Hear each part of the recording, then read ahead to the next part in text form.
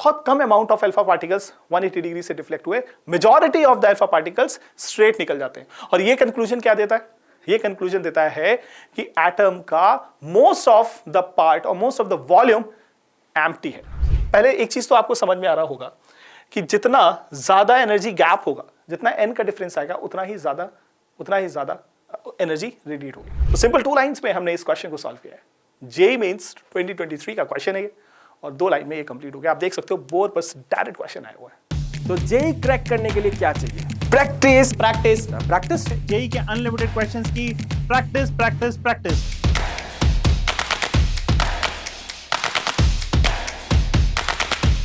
चलिए सबसे पहले हम लोग चैप्टर वेटेज के बारे में बात करते हैं।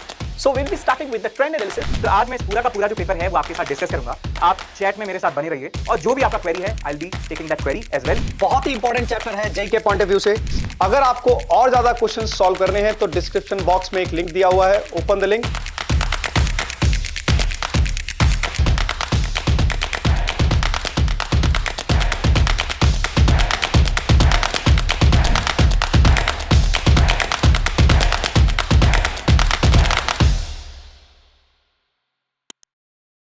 Hello students, welcome to Extramarks JEE channel. JEE की अनलिमिटेड प्रैक्टिस का प्लेग्राउंड, इंडिया का पहला practice focus platform with AI की एक्स्ट्रा पावर। अगर आपको अपनी प्रिपरेशन को इजी, स्मार्ट एंड एफिशिएंट बनाना है तो आपको बहुत सारे क्वेश्चंस को प्रैक्टिस करने की जरूरत है, जिसके लिए आप एक्स्ट्रा मार्क्स लर्निंग ऐप पर जाइए और अपनी प्रैक्टिस को स्टार्ट करिए।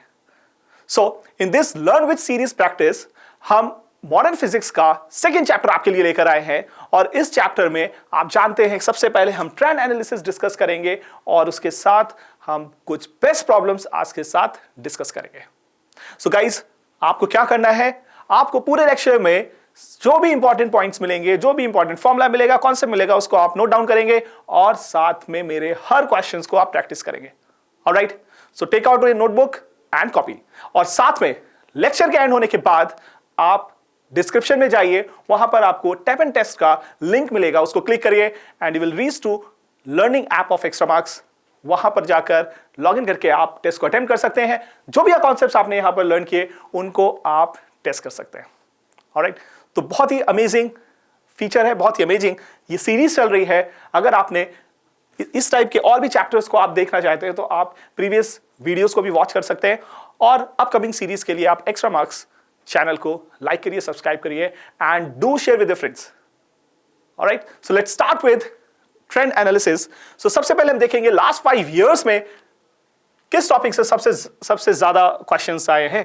सो एटम चैप्टर को मैंने 2 टॉपिक्स में डिवाइड किया। आप जानते हैं बहुत छोटा सा चैप्टर है। सो टॉपिक 1 जिसमें एटॉमिक स्ट्रक्चर के बारे में बात हो रही है और रदरफोर्ड मॉडल के बारे में बात हो रही है, एंड टॉपिक 2 पर हमने Bohr model and spectrum of hydrogen atom के बारे में बात किया है।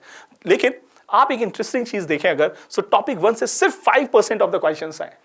मतलब 79 क्वेश्चंस में सिर्फ 4 क्वेश्चंस लास्ट 5 इयर्स में है, और टॉपिक 2 से 95% of the questions, 75 questions from 79, total 79 में आपको 75 क्वेश्चंस मिलते हैं। सो सोचने वाली बात यह है कि ये टॉपिक हमारा मोस्टली हर जेईई मेंस के सेट में इस टॉपिक से क्वेश्चन आया है। ठीक है, तो आपको करना क्या है, इस पर सबसे ज्यादा ध्यान देंगे और बेसिक प्रॉपर्टीज हम बोर, रदरफोर्ड और एटॉमिक स्ट्रक्चर के मॉडल्स की पढ़ेंगे। ऑलराइट, चलिए सो स्टार्ट करते हैं with very first topic, that is atomic structure and Rutherford nuclear model. Question number 1 आपके लिए बहुत ही बढ़िया और इजी सा। देखो क्या कह रहा है क्वेश्चन, कह रहा है कि Rutherford alpha particle scattering experiment includes what it includes guys. So there is, इन्होंने क्या बताया, रदरफोर्ड अल्फा, जो रदरफोर्ड ने एक्सपेरिमेंट कंडक्ट किया था by using the alpha particles, है ना, इन्होंने क्या फाइंड आउट किया। सो 3 पॉइंट्स आपको दिए, आपको फाइंड आउट करना है कौन सा करेक्ट है। ऑलराइट, सो स्कैटरिंग एक्सपेरिमेंट में इनको पता चलता है कि इनके जो एटम का न्यूक्लियस है उसके सेंटर पर एक हैवी मास रखा हुआ है। ऑलराइट, क्या ऐसा था? बिल्कुल था। राइट, इन्होंने बताया कि एक हेवीली पॉजिटिवली चार्ज्ड एक मास रखा हुआ है सेंटर पर। सेकेंड पॉइंट इन्होंने ऑब्जर्व किया that electrons are inside the nucleus. क्या ऐसा रदरफोर्ड ने बोला? बिल्कुल नहीं, है ना। रदरफोर्ड ने ऐसा कुछ भी नहीं बोला कि न्यूक्लियस के अंदर इलेक्ट्रॉन्स होंगे, बल्कि उन्होंने बताया कि न्यूक्लियस तो एक पॉजिटिवली चार्ज्ड ऑब्जेक्ट, एक positive charged high dense particle है, ऑलराइट, जो सेंटर पर, एटम के सेंटर पर है। तो ये तो बिल्कुल गलत हो जाता है। Second is the most of the alpha particles get deflected by 180 degree. क्या ऐसा है? Most of the alpha particles 180 degree से डिफ्लेक्ट हुए? नहीं, है ना, बिल्कुल, क्योंकि बहुत कम amount of alpha particles 180 degree से डिफ्लेक्ट हुए, majority of the alpha particles straight निकल जाते हैं। और ये कंक्लूजन क्या देता है? ये कंक्लूजन देता है कि एटम का मोस्ट ऑफ द पार्ट और most of the volume empty है ना, सिर्फ 0.1% of the volume is occupied by the nucleus, correct? So definitely ये भी हमारा गलत हो जाएगा। Alright, so अगर आप ऑप्शंस देखें तो हमें सिर्फ ऑप्शन 1 सही मिल रहा है, so option A is correct. Check करेंगे अपने आंसर को, यस, हमारा ऑप्शन ए करेक्ट आ रहा है ना। तो आपने रदरफोर्ड के बेसिक कॉन्सेप्ट्स को अंडरस्टैंड किया, उनके एक्सपेरिमेंट को समझा, है ना। तो हम इस सीरीज में क्वेश्चंस को प्रैक्टिस भी कर रहे हैं, कॉन्सेप्ट्स को लर्न भी कर रहे हैं, ठीक है। तो नोट डाउन करते जाएंगे इंपॉर्टेंट पॉइंट्स को और साथ में क्वेश्चंस को सॉल्व भी करेंगे। चलिए देखते हैं हम नेक्स्ट क्वेश्चन में क्या कह रहा है। So again this question is based on Rutherford model, और गाइस ये जेईई मेंस 2024 का क्वेश्चन है, स्टेटमेंट बेस्ड क्वेश्चन। स्टेटमेंट 1 क्या कह रहा है? The most of the mass of the atom and all its positively charge are concentrated in a tiny nucleus and the electrons revolve around it. क्या ये बोला Rutherford ने? बिल्कुल, है ना। रदरफोर्ड ने हमें यही स्टेटमेंट दिया कि भाई न्यूक्लियस पॉजिटिवली चार्ज है, सेंटर पर है, और उसके अराउंड इलेक्ट्रॉन्स रिवॉल्व कर रहे हैं, करेक्ट। और स्टेटमेंट 2 क्या कह रहा है? The atom is a spherical cloud of positively charge with electrons embedded in it is a special case of Rutherford model. So guys statement 2 आप देखो तो स्टेटमेंट 2 रदरफोर्ड मॉडल नहीं लगता, है ना। ये स्टेटमेंट रदरफोर्ड से पहले के साइंटिस्ट का एटॉमिक स्ट्रक्चर के बारे में बताया गया स्टेटमेंट है। आप बिल्कुल सही सोच रहे हैं, मैं बात कर रहा हूं जे थॉमसन की। सो this is the statement, this statement is correct, लेकिन ये करेक्ट कब होता? अगर हम बात करते, यहां पर लिखा होता कि ये थॉमसन्स मॉडल है ना, बट यहां पर रदरफोर्ड मॉडल दिया। रदरफोर्ड मॉडल में इलेक्ट्रॉन्स का एम्बेडेड फॉर्म नहीं बताया है, इलेक्ट्रॉन्स का न्यूक्लियस के अराउंड रिवॉल्विंग स्ट्रक्चर बताया गया है, correct. So definitely this statement is wrong. So statement 1 is correct, 2 is wrong. So clearly C option मुझे सही दिख रहा है। हम चेक करेंगे अपने ऑप्शंस को, yes, option C is correct, alright, ठीक है। चलिए देखते हैं नेक्स्ट, टॉपिक 2 पर आ गया, है ना। सर टॉपिक 1 से क्वेश्चंस कम क्यों हैं? क्योंकि टॉपिक 1 में सिर्फ 5% क्वेश्चंस आए हैं, और आपको पता है कि हम अपनी सीरीज में नंबर ऑफ क्वेश्चंस जो प्रैक्टिस यहाँ कराते हैं वो भी परसेंटेज के बेस पे होता है। जितना टॉपिक इंपॉर्टेंट होगा उतने ज्यादा क्वेश्चंस हम इस सीरीज में उस टॉपिक से लेंगे, और ऐसे ही अपडेटेड फॉर्म ऑफ लर्निंग आपको एक्स्ट्रा मार्क्स पोर्टल पे मिलेगी, चाहे वो क्लासरूम मॉड्यूल हो या फिर हमारे टेस्ट सीरीज हो, AITS हो, सब कुछ आपको न्यूली पैटर्न पर बेस्ड होगा, कंप्लीटली अपडेटेड फॉर्म में, ऑलराइट। चलिए अब बात करते हैं टॉपिक 2 का। टॉपिक 2 के क्वेश्चन नंबर 1, और यहाँ पर आपको बहुत ही बेसिक कंसेप्चुअल क्वेश्चन दिया गया है, जेईई मेंस 2023 पर बेस्ड, है ना। तो यहाँ पर आप देखो मजे की चीज, क्वेश्चंस के साथ साथ हम प्रीवियस ईयर क्वेश्चंस भी सॉल्व कर रहे हैं। आपको ये पता होना चाहिए कि क्वेश्चंस डिफिकल्ट नहीं है ना, these are not the hard questions. JEE mains के क्वेश्चंस को क्रैक करने के लिए आपको बेसिक कॉन्सेप्ट्स आने चाहिए, थोड़ी बहुत प्रैक्टिस आपकी स्ट्रांग होनी चाहिए, थोड़ी बहुत नहीं बोलूंगा, प्रैक्टिस आपको बहुत करने की जरूरत है ना। चलिए देखिए क्वेश्चन क्या कह रहा है। The angular momentum of the electron in Bohr's orbit is L. If the electron is assumed to revolve in second orbit of hydrogen atom, then change in angular momentum will be. So guys, यहाँ पर हमें bourse postulates की बात हो रही है, और bore का सेकंड postulate हमसे क्या कहता है? सेकंड बोर postulate कहता है that angular momentum is equals to integral multiple of h by 2 pi. Correct? अगर ये बोर postulates है, क्या मैं इसको डायरेक्ट यहाँ अप्लाई कर सकता हूँ? बिल्कुल, है ना। आपसे बोला गया है कि सेकेंड ऑर्बिट में हाइड्रोजन एटम जब पहुंचता है, चलिए पहले हम फर्स्ट ऑर्बिट में बात कर लेते हैं। सो फर्स्ट ऑर्बिट में L1 में आपको n की वैल्यू कितनी हो जाएगी गाइस? 1 हो जाएगी, and this will be equal to h upon 2 pi, है ना। फर्स्ट स्टेटमेंट हमें यही दिया गया, the angular momentum of the electron in Bohr orbit is L, and this is equal to L. Now second statement is if electron is assumed to revolve in the second orbit, so मैंने अगर second orbit लिया, सो यहाँ पर n की value 2 लिखेंगे, and this will be equal to h upon 2 pi, and this will be equals to 2 times of, मैं यहां से अगर कंपेयर करूं तो 2 times of L हो जाएगा, राइट। अब आपसे क्वेश्चन में angular momentum in second orbit नहीं पूछा है, आपसे पूछा गया है कि चेंज इन एंगुलर मोमेंटम क्या आएगा, right. So change in angular momentum के लिए क्लियरली मैं delta L means L2 minus L1 करूंगा and this will be equals to 2L minus L and answer हमें L मिल रहा है, राइट। तो सिंपल 2 लाइंस में हमने इस क्वेश्चन को सॉल्व किया है। जेईई मेंस 2023 का क्वेश्चन है ये, और 2 लाइन में ये कंप्लीट हो गया। आप देख सकते हो बोर्ड पर डायरेक्ट क्वेश्चन आया हुआ है, isn't it? चलिए देखेंगे, हम अपने आंसर को चेक करेंगे। Yes, answer D is the correct answer, है ना बढ़िया चीज।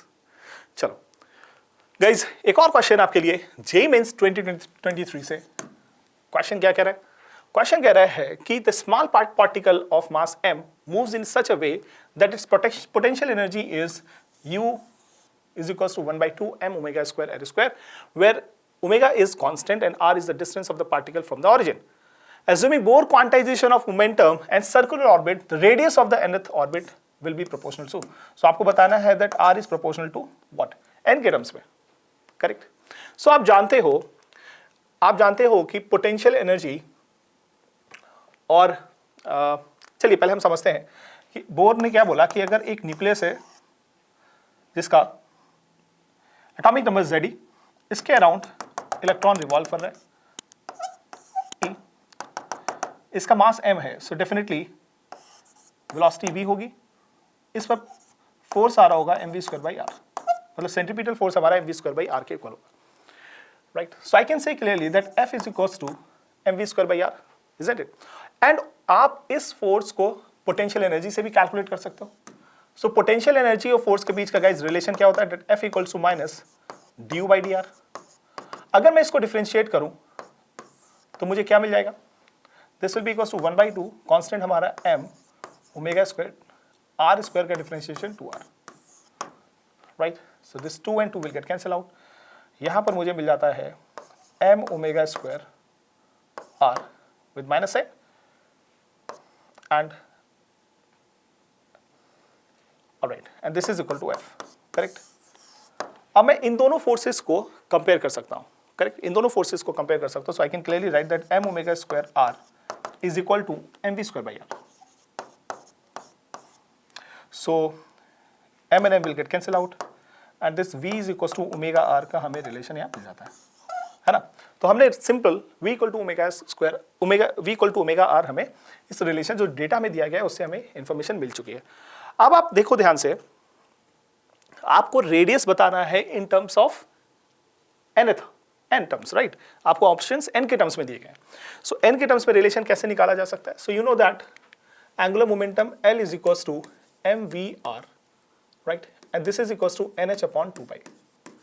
सो क्लियरली अगर मैं यहां पर ये वैल्यू पुट कर दूं, so this will be equals to m v is equals to omega r into r is equals to nh/2π, and this is equal to m omega r square is equals to nh/2π.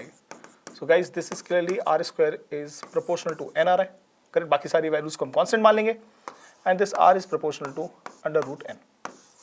सो अगर मैं देखूं, check करूं अपने options को, so option हमें D दिख रहा है that r is proportional to √n, correct.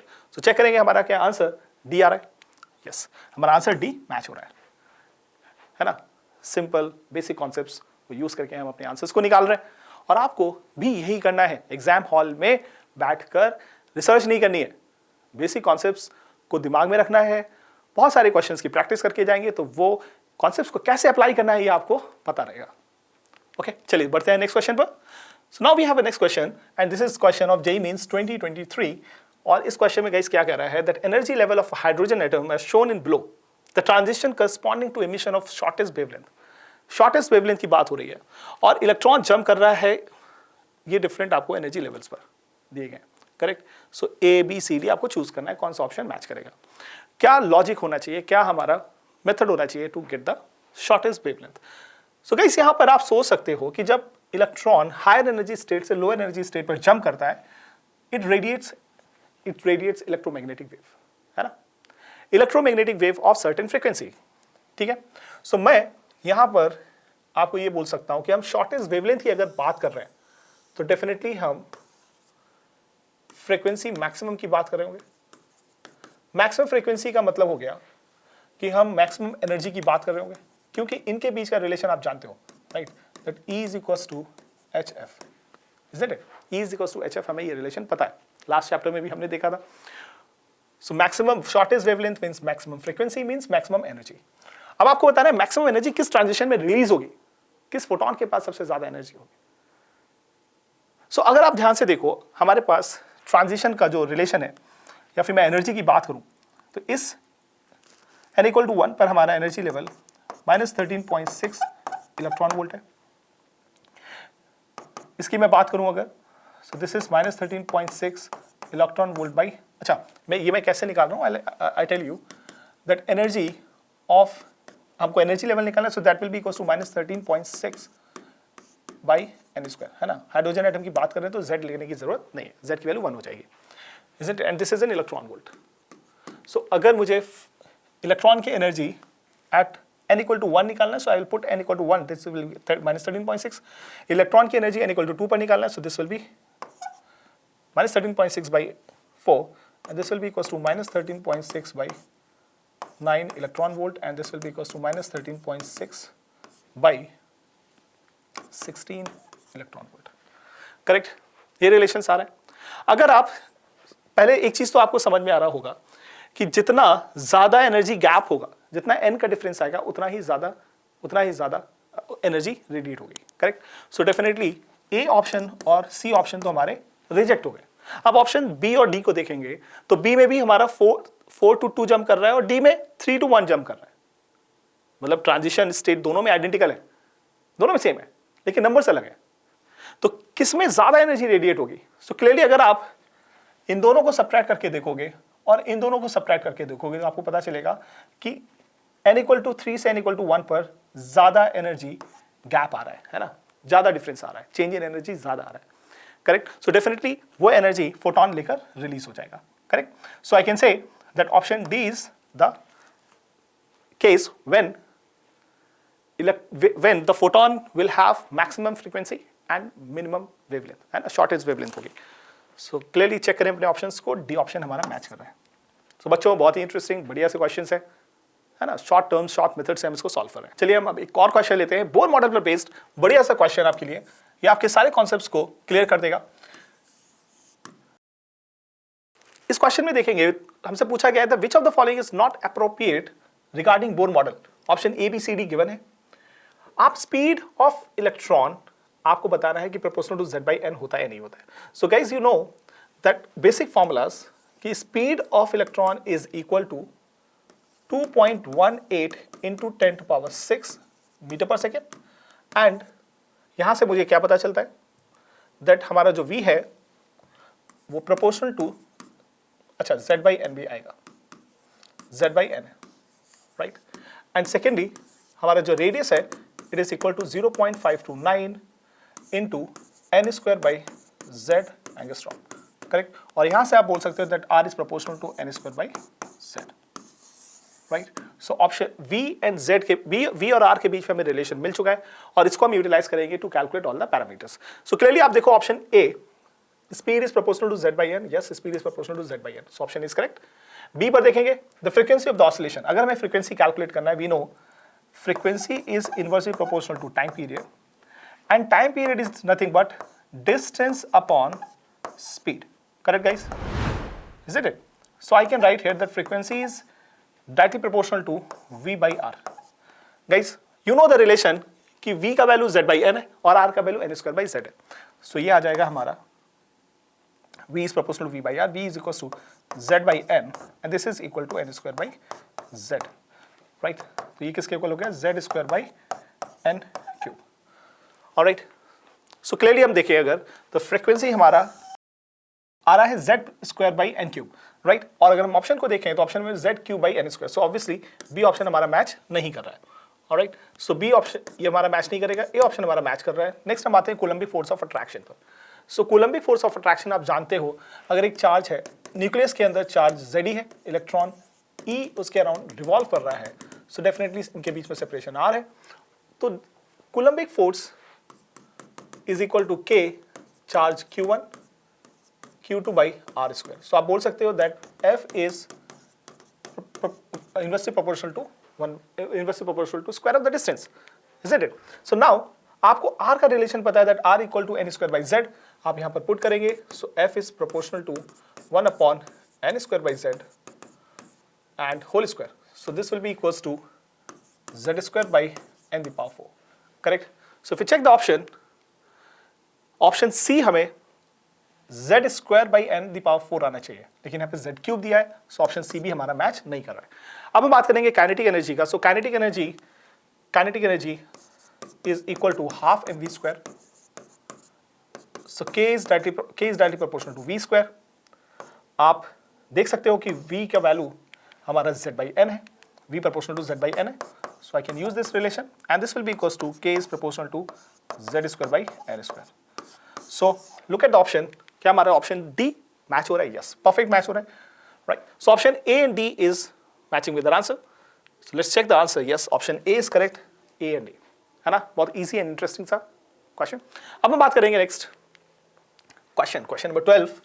और गाइस देखो इसमें क्या कह रहा है, that ionization energy of hydrogen atom is 13.6 electron volt. The ionization energy of helium ion would be. ठीक है. अब ionization energy क्या होता है? So guys, ionization energy is the energy required to take the electron from n equal to 1 से उसको आप क्या करो, बिल्कुल न्यूक्लियस के इन्फ्लुएंस से फ्री कर दें, सो इलेक्ट्रॉन ये बाहर निकल जाए. सो डेफिनेटली एनर्जी लेवल को मैं या n की वैल्यू को मैं यहाँ पर इन्फिनिटी मान सकता हूँ. करेक्ट. सो हाइड्रोजन के केस में आपको आयनाइजेशन एनर्जी 13.6 दिया है. So I can say that ionization energy delta E is equals to final energy हमारा इन्फिनिटी और इनिशियल एनर्जी हमारा n इक्वल टू 1 है, right. And this is given 13.6 electron volt. Okay, ये question में आपको given है. सो हम चेक भी करेंगे हमारे पास जो एनर्जी लेवल कैलकुलेट करने का रिलेशन है, that -13.6 by n square. So this is equal to -13.6 divided by n की वैल्यू इन्फिनिटी हो जाएगा, and this is equal to -13.6 by the value of n equal to 1 whole square. So this is equal to clearly हमें कितना मिल रहा है, 13.6 electron volt, है ना. लेकिन सेकेंड केस में हम बात करें कि ionisation energy of the helium ion would be कितना होगा. सो हीलियम आयन भी हमारा n इक्वल टू 1 से ट्रांजिट कर रहा है, करेक्ट, और n equal to infinity. But यहां पर हीलियम का एटॉमिक नंबर डिफरेंट है, so we have to use this relation that 13.6 यहां पर हमें z का कंसिडरेशन करना पड़ेगा.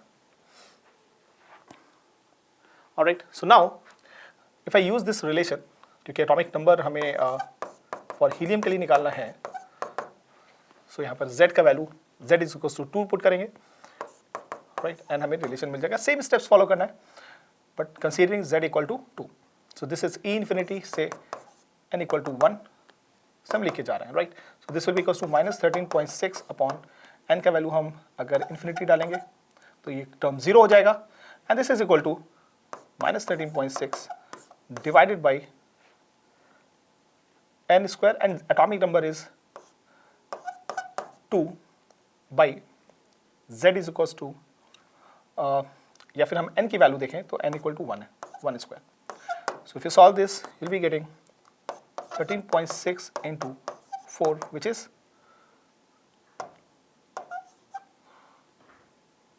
54.4 इलेक्ट्रॉन वोल्ट, करेक्ट. तो हमको यहाँ पर रिलेशन मिल रहा है that 54.4 electron volt energy ionization energy होगा, correct. This is ionization energy. Alright, let's check our answer. Yes, answer D हमारा मैच हो रहा है, परफेक्टली मैच हो रहा है. चलिए हम नेक्स्ट क्वेश्चन पर बढ़ते हैं. सो ये क्वेश्चन जो हमने पीछे अभी किया है उसी पर बेस्ड है. सो गाइस आपको क्वेश्चन को वीडियो पॉज करिए, आप इस क्वेश्चन को खुद से ट्राई कर सकते हैं. ऑलराइट. सो आई थिंक आपने ट्राई कर लिया होगा. लेट्स सी कि क्या सोल्यूशन है, क्या अप्रोच होनी चाहिए क्वेश्चन को सॉल्व करने के लिए. So question number 13 is the highest energy state that unexcited hydrogen atom can reach when they are bombarded with 12.2 electron volt is. ठीक है. सो हाईएस्ट एनर्जी के बारे में बात हो रहा है. सो क्लियरली अगर इलेक्ट्रॉन की बात करें तो इलेक्ट्रॉन किस एनर्जी लेवल पर होगा हम बात करेंगे, ठीक है. सो इलेक्ट्रॉन अगर हमारा ग्राउंड स्टेट पर है और ये जंप करता है तो इसको यहाँ पर एनर्जी इलेक्ट्रॉन की कितनी होगी इनिशियल स्टेज पर, -13.6 electron volt, correct. Bye using this logic, so electron की इनिशियल एनर्जी, गाइस इलेक्ट्रॉन की इनिशियल एनर्जी, इलेक्ट्रॉन की इनिशियल एनर्जी हमने ऑलरेडी कैलकुलेट कर लिया है, और बॉम्बार्डिंग एनर्जी या फिर इनपुट एनर्जी हमें कितना दिया है, 12.2 electron volt. So this is -13.6 electron volt plus 12.2 electron volt, and this is equal to 1.4 -1.4 electron volt. ठीक है, तो आपने जो एनर्जी दिया उससे इलेक्ट्रॉन -1.4 एनर्जी मतलब एनर्जी स्टेट पे पहुंच जाएगा. So if I want to calculate कि कितना n का वैल्यू कितना आएगा, right. So by using this I can write कि -1.4 electron volt is equal to 13.6 by n square, और z का वैल्यू यहाँ 1 है, इलेक्ट्रॉन वोल्ट. सो गाइज अगर आप इसको कैलकुलेट करेंगे this will be equal to, clearly मुझे यहाँ से n का वैल्यू मिल जाएगा, that n square is equal to 13.6 divided by 1.4 which is equal to किसके इक्वल आएगा सोचे, and this will be equal to 9.7 है ना, 9.7 के इक्वल आएगा. सो अगर मैं इसका अंडर रूट निकालूंगा या n की वैल्यू कैलकुलेट करूंगा, so this will be equal to 3.4. So clearly 3.4 जैसा एनर्जी स्टेट एग्जिस्ट नहीं करता है, सो n का वैल्यू 3 हम कंसीडर करेंगे, है ना. सो इलेक्ट्रॉन हमारा n इक्वल टू 1 से n इक्वल टू 3 जंप हो गया because of this extra energy, है ना. सो आपसे पूछा गया है कि हाईएस्ट एनर्जी स्टेट क्या होगा. सो हाईएस्ट एनर्जी स्टेट इसका n इक्वल टू 3 हो जाएगा. अपने आंसर को हम चेक करेंगे, यस हमें आंसर n इक्वल टू 3 मिल रहा है. करेक्ट. सो आप देख सकते हो सिर्फ 2 स्टेप्स में हमने इस क्वेश्चन को सॉल्व किया है. बहुत इजी एंड बेसिक कॉन्सेप्ट्स हैं. Alright, let's move to next question. So in this question number 15 हमारे पास है, और इस क्वेश्चन में क्या कह रहा है गाइस देखिए. Given below are 2 statement based question. बढ़िया से क्वेश्चन है आपके लिए. Statement 1 is, in hydrogen atom, the frequency of radiation emitted when electron jump from lower energy state to higher energy state. तो lower energy state हमारा हो गया E1 and higher energy state हो गया E2, और इलेक्ट्रॉन जंप कर रहा है लोअर से हायर. ये क्वेश्चन में गिवन है स्टेटमेंट 1 में, करेक्ट. तो पहला आप देखिए स्टेटमेंट में ही गड़बड़ दिख रहा है हमें कि अगर रेडिएशन एमिट हो रही है तो एमिट कराने के लिए the electron should jump from higher energy state to lower energy state. Lower से हायर जाएगा, एनर्जी एब्जॉर्ब करेगा, रेडिएट नहीं करेगा. सो स्टेटमेंट 1 तो क्लियरली गलत हो गया, है ना.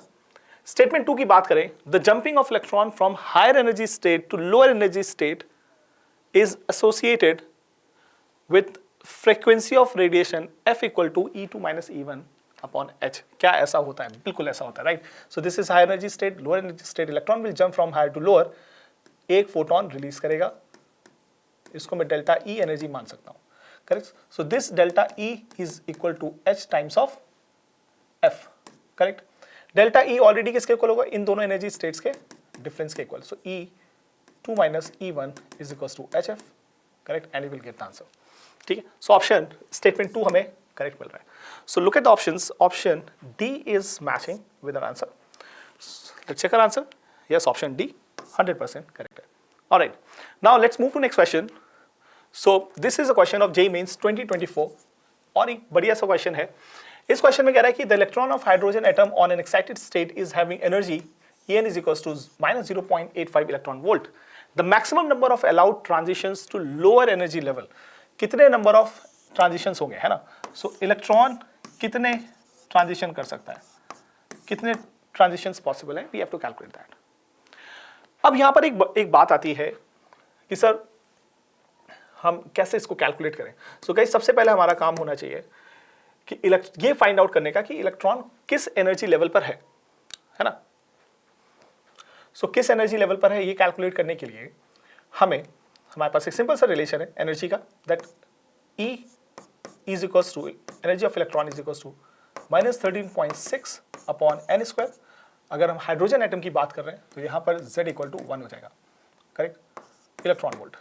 और क्वेश्चन में आपको ऑलरेडी गिवन है एनर्जी लेवल आपको गिवन है, it's equal to minus 0.5 electron volt is equal to minus 13.6 n square electron volt. So ये कैंसिल आउट हो जाएगा।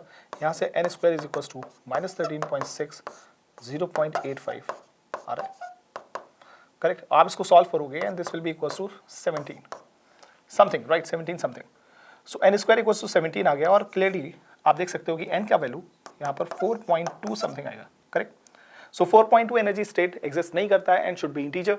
सो इंटीजर अगर हम कंसीडर करेंगे सो डेफिनेटली 4.2 के नीचे वाला एनर्जी स्टेट कंसीडर करना पड़ेगा which is equal to 4, right.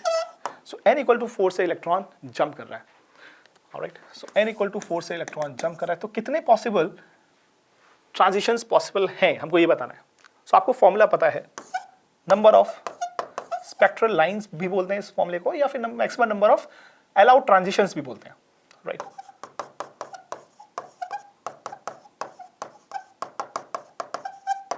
is equal to n into n minus 1 by 2. Just put the value of n equal to 4. So 4 into 4 minus 1 by 2, which is 4 into 3 by 2, which is equal to 6. Perfect. So हमारा answer 6 आ रहा है। Let's check करेंगे अपने answer को कि हमारा answer match हो रहा है। यस, हमारा answer n equal to 6 match हो रहा है। सो गाइस, आपने जेईई मेंस 2024 का एक बहुत ही इंटरेस्टिंग बढ़िया सा क्वेश्चन, डेटाबेस क्वेश्चन सॉल्व किया, राइट। आपने ट्राई किया, बट आप चाहते हो कि ऐसे क्वेश्चंस आपको और भी मिले, है ना। ये क्वेश्चन तो सॉल्व हो गया, बट आप चाहते हो ऐसा ही क्वेश्चन आपको सॉल्व करने को मिले, तो आपको एक्स्ट्रा मार्क्स की लर्निंग ऐप पर जाना है। वहां पर आपको पावर क्वेश्चंस का सेगमेंट मिलेगा। एक क्लिक में आप नया क्वेश्चन क्रिएट कर सकते हो। कैसे सर? आप को ये क्वेश्चन दिख रहा है, पावर क्वेश्चन इसको मानेंगे हम। आप व्यू क्वेश्चंस पर क्लिक कर, न्यू क्वेश्चन पर क्लिक करेंगे, the data will get changed and automatically आपके पास एक नया क्वेश्चन आ जाएगा, सेम कॉन्सेप्ट पर बेस्ड, सेम लॉजिक पर बेस्ड क्वेश्चन आपके सामने नया है।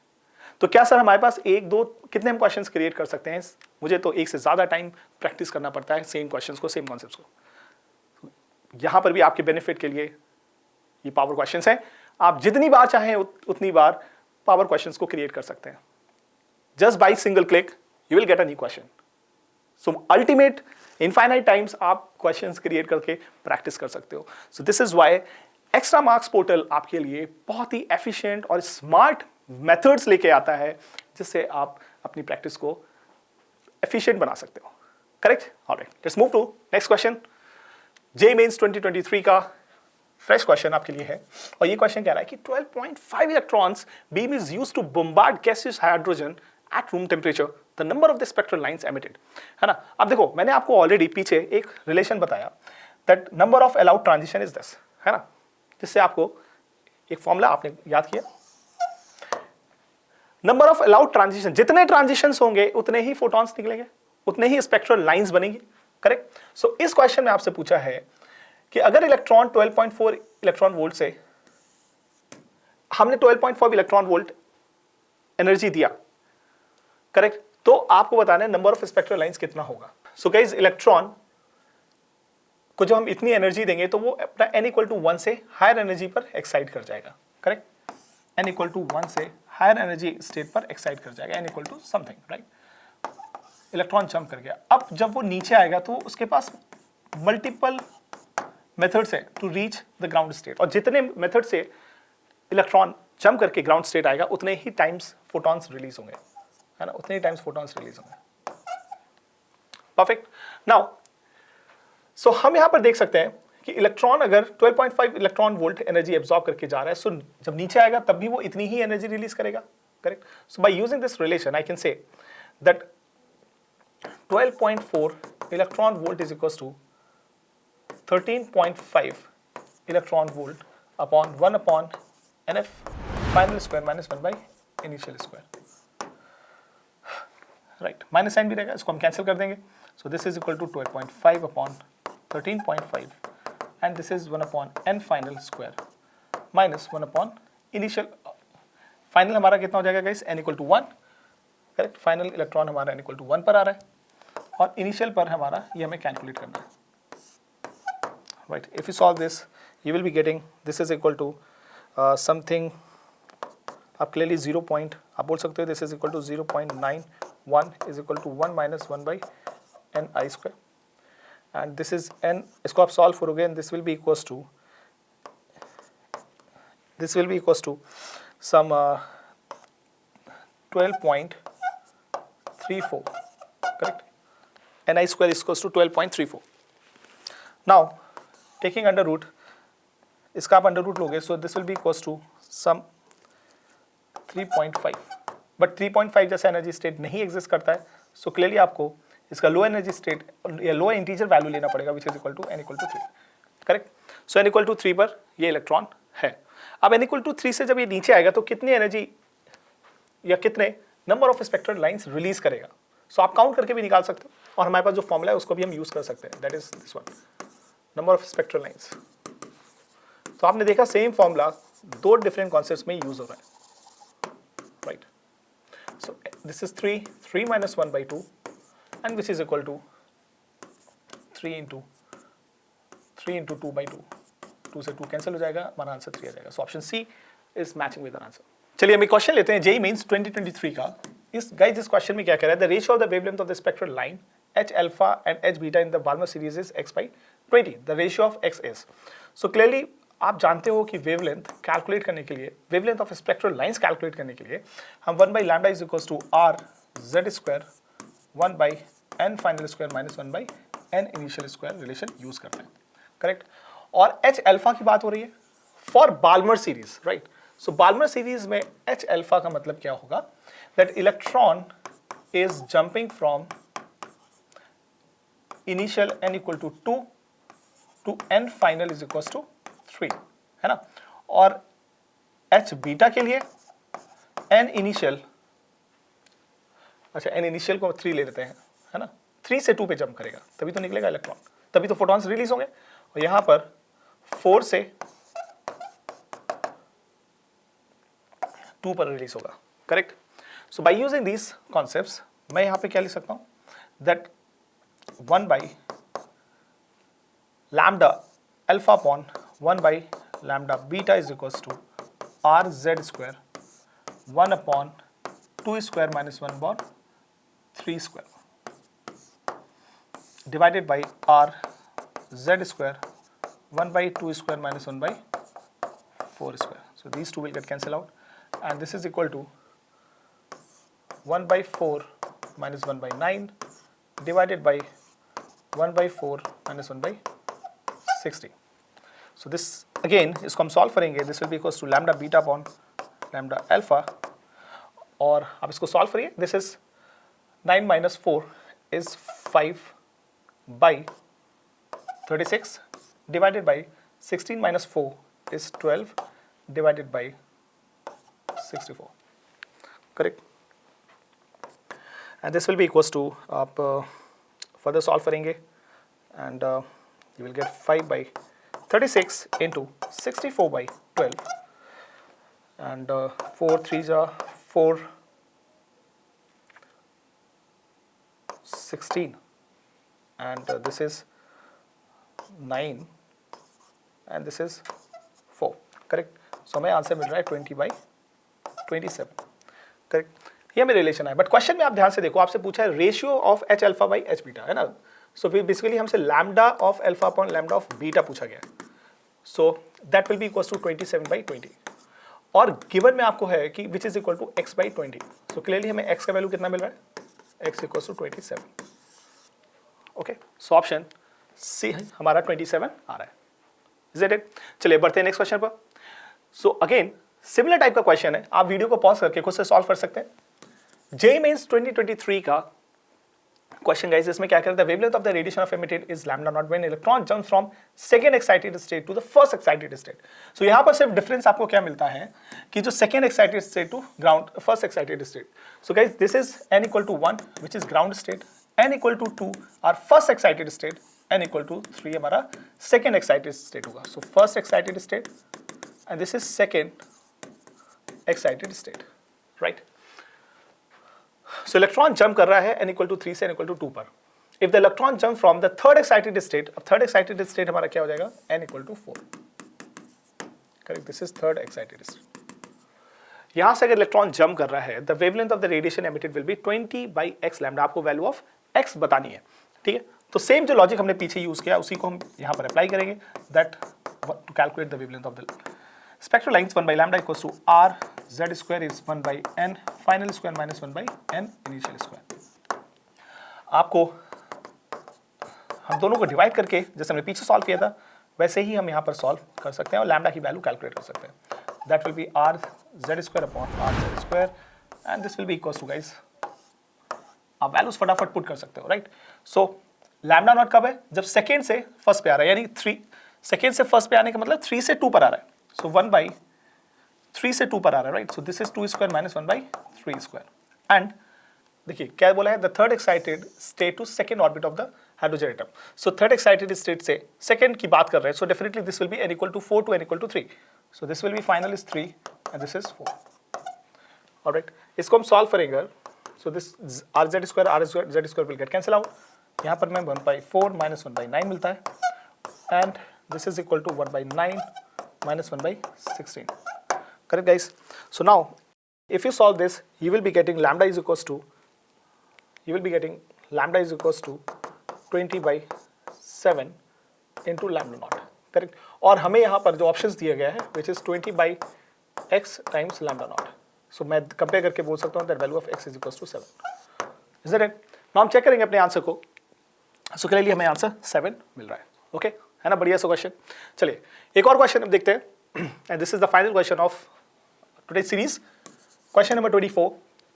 जो भी रिमेनिंग क्वेश्चंस आपको दिख रहे हैं नंबर्स में, वो आप उसका उन क्वेश्चंस को देखने के लिए, सॉल्व करने के लिए आपको डिस्क्रिप्शन में एक लिंक अवेलेबल है, उसको क्लिक करिए and you will use to tap and test. उस पूरे पेपर को आप सॉल्व करिए, आपको पता चलेगा कि कितने इंटरेस्टिंग और बढ़िया से क्वेश्चंस डाले गए. Right guys, so now look at the question number 24. Find in Z1 and Z2 which one is greater. ठीक है. सो इस क्वेश्चन को सॉल्व करने के लिए हमें मोज़ेलेस लॉ पता होना चाहिए that under root F is equals to is proportional to z minus B, है ना. सो गाइस आप देखो यहाँ पर हमें एटॉमिक नंबर और वेवलेंथ के बीच का रिलेशन देखना है. सो आप क्लियरली देख सकते हो यहाँ पर कि Z2 के लिए वेवलेंथ लैम्डा 2 है और Z1 के लिए वेवलेंथ लैम्डा 1 है. सो lambda 2 is greater than lambda 1. हमें इस फिगर से इंफॉर्मेशन मिल गया. बट आप अगर इस क्वेश्चन को देखें, यहाँ पर फ्रीक्वेंसी के टर्म्स में फ्रीक्वेंसी और एटॉमिक नंबर के बीच का रिलेशन दिया गया. सो आप ये भी जानते हैं that frequency is inversely proportional to lambda. Correct. So frequency has to be कैसा होना चाहिए? Frequency is f2 is less than f1 हो जाएगा. बाई टेकिंग दिस रिलेशन हम यहाँ पे बोल सकते हैं Z2 is less then. So guys हमारा हम चेक करेंगे अपने आंसर को Z2 लेस देन Z1 और option A B C D में सी ऑप्शन हमारा मैच हो रहा है. करेक्ट. सो चेक करते हैं अपने आंसर को. Yes, option C is matching with the answer, है ना. तो कितने इजी तरीके से हमने जेईई मेंस के क्वेश्चंस को सॉल्व किया. ये भी क्वेश्चन जेईई मेंस का है. ऑलराइट, इस टाइप के क्वेश्चंस को आप ध्यान रखेंगे. Alright guys, so with this we reach to the end of the session. आपको क्या करना है? आपको बचे हुए क्वेश्चंस को प्रैक्टिस करना है, अपनी लर्निंग को टेस्ट करना है. एक्स्ट्रा मार्क्स की लर्निंग ऐप पर जाने के लिए आप डिस्क्रिप्शन में जाइए, वहाँ पर आपको एक लिंक अवेलेबल है, उसको क्लिक करिए and solve the remaining questions and check your learning. Thank you and keep tuned with extra marks for upcoming chapters. Thank you. See you in the next class.